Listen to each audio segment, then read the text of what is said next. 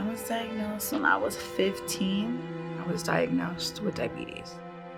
He told me I was pre-diabetic and that I could control it with what I ate. I guess I didn't take it serious enough because I knew what I needed to do, but I just didn't do it. When I first got it, like all the doctors and everything, they told me everything that could go wrong if I didn't let my sugars, if I let them out of control and I didn't keep them in order. They told me what would happen and like how it would make me physically look. They kind of like hit my vanity super hard. The turning point was when I was told I was type 2 diabetes. My boyfriend had found the blood sugar monitor and he took his, he did his was fine. And so I poked myself, I did mine, and it read like 560 something. And I was like, no way. And so we went down to the fire department and we had them test me and all it said was high. It didn't even register, it just said high. And they took me by ambulance. And that was the scariest moment of my life, knowing that you could go to sleep and not wake up.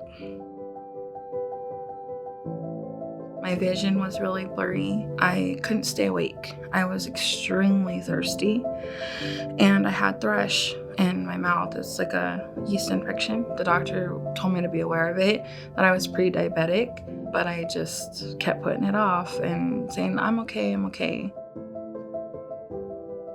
Being a mom, we're taught that, we've always put our kids first and everybody else first, but in the long run, if we don't take care of ourselves, how can we be there for our kids, our grandkids, and everybody else? In my mind, I was picturing my grandpa with no legs, my uncle going blind, and them not being able to taste anything. And it started with their toes and then it went up their leg and then pretty soon it was above their knee and they were in a wheelchair, homebound all the time. Like that's what I was picturing. Super hard, like staying away from food because it's everywhere. Like it's accessible, there's no restrictions on it. Like you can get it if you want it. If you have the money for it, they'll give it to you. It's a lot of like self-control. And I started scheduling appointments to see the nutritionist. I'm gonna be 31 and I haven't had to take medicine for my diabetes. I just controlled it by diet and exercise. You don't have to give up the flavors in order to enjoy food. It's just the way you prepare it and cook it and what you choose to eat. I just had to be the one to put in the work and make that first phone call. Diabetes diagnosis was like huge weight, and now I feel so much relief.